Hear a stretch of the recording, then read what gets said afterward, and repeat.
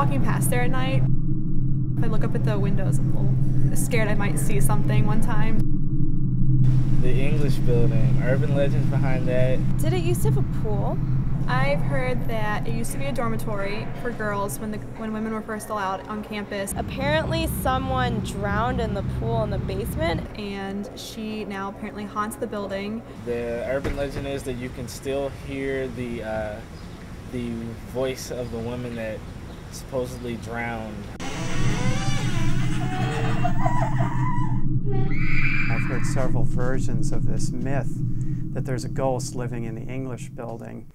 And usually it revolves around the swimming pool. At one time there was a swimming pool in the basement of the English building. And there's several varieties of this. Either she just drowned in the university swimming pool for some reason. Another version has her committing suicide by jumping out a window from the 3rd floor.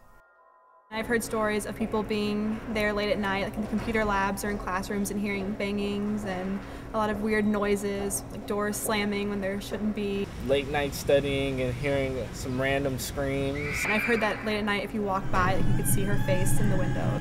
They tend to focus around the 3rd floor because that's where women lived. There were bedrooms up on the 3rd floor for women at the time.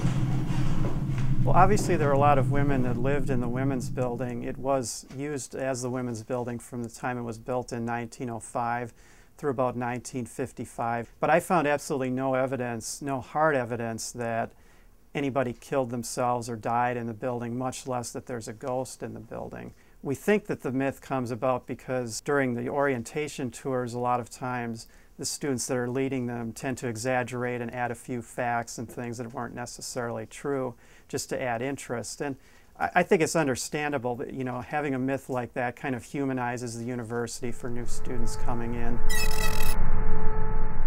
What I can say is that there's no hard evidence that a woman died in the swimming pool or committed suicide in the building. It may be out there, but we haven't found it.